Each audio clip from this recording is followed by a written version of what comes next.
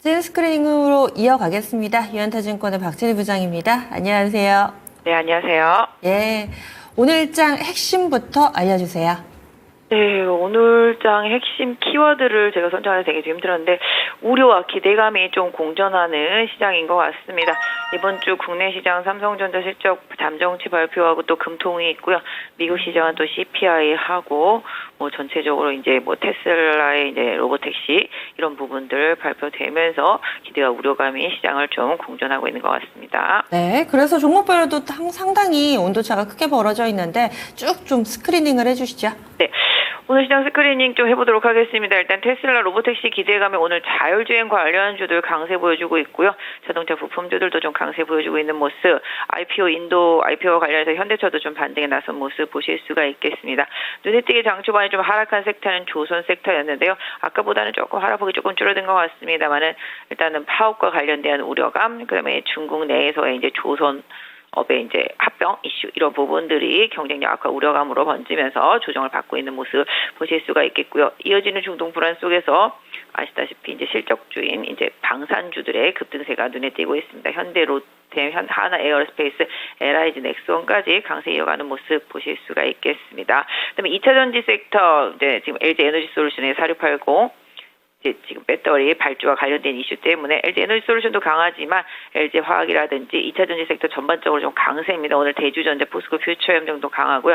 에코프로 그룹주들도 대부분 강세입니다. 특히 TCC 스틸, 원통형 쪽에서 급등세 보여주고 있는 모습 보실 수가 있겠습니다. 게임 쪽에서는 지금 크래프톤은 많이 하락하고 있는 상태이지만 지금 시프트업이 급등하고 있고요. NC 소프트도 초강세 보여주고 있는 모습 보실 수가 있겠습니다. 화장품 이제 중국 관련으로 봤을 때 전체적으로 장 초반에 좀 변동성이 있습니다. 아모레퍼시픽은 살짝 조정이고요. LG생활건강, 코스맥스 등 좀 반등 나오고 있는 모습입니다. 화장품 섹터 안에서도 좀 등락이 엇갈리고 있는 모습 보실 수가 있겠습니다. 제약바이오 섹터주들도 HLB 쪽 강세 좀 보여주고 있고요. 나머지 제약바이오 섹터주들 지금 좀 약간 눈치 보고 있는 상태다. 좀 말씀드릴 수가 있겠습니다만 소폭 상승세는 유지가 되고 있다.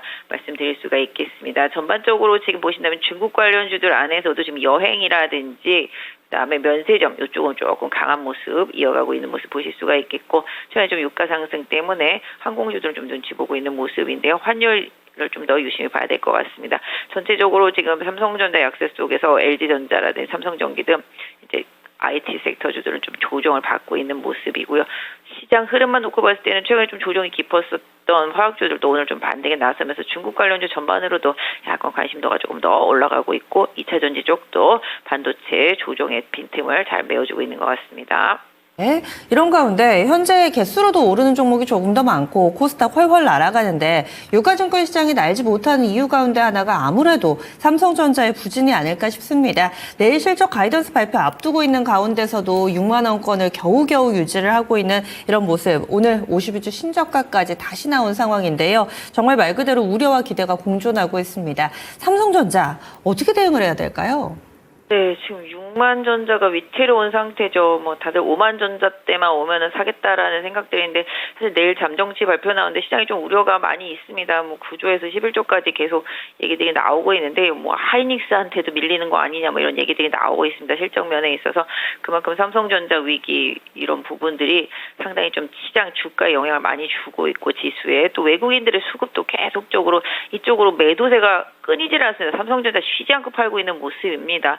엔킬에 대한 우려감이 어느 정도 좀 줄어들었죠. 일본의 새로 낸 이제 총재도 금리에 대해서 올리는 부분에 대해서 시기상조처럼 얘기를 하고 있기 때문에 그런데도 불구하고 이제 삼성전자 계속 하락을 하고 있는 상태고 매도를 계속 하고 있는 상태. 결과론적으로는 이제 실적에 대한 부분이 좀 부담스럽고 그다음에 삼성전자 전반적으로 약간 좀 위기론이 많이 퍼지고 있는 상태입니다. 그래서 결국은 삼성전자 하이닉스로 봤을 때 다시 한번 또 감산 이슈라든지 감원 이슈 이런 부분들이 좀 나오는지 좀 지켜봐야 되겠는데요. 항상 반도체도 그렇고 2차 전지도 그렇고 감산 감원 이런 이슈가 나올 때 저점일 수 있을 것 같은데 일단 시장은 계속적으로 좀 하이닉스 쪽에 좀 초점을 맞춰주고 있는 것 같습니다. 미국도 엔비디아를 비롯해서 계속적으로 HBM 쪽이 좀 강하다라는 생각 이런 부분들이 삼성전자가 좀 하이닉스 대비 약하기 때문에 선택을 조금 덜 받고 있는 모습이고요. 소부장 쪽에서도 약간 하이닉스 쪽에 좀 치중해 주는 게 그나마 좀 나을 것 같은데요. 삼성전자 제가 봤을 때 일단은 기술적으로만 좀 말씀드린다라면은 5만 원권은 뭐라 그럴까요? 그렇게 막 비싸 보이지는 않는다라는 가격이 되겠습니다. 실적이 어떻든지 간에 제가 지금 이제 뭐 기술적으로만 본다라면은 삼성전자는 5만 6천 원? 5만 6천 원 부근이다라면은 절대적으로 좀 가치로 봤을 때 좀 싸 보이는 가격대.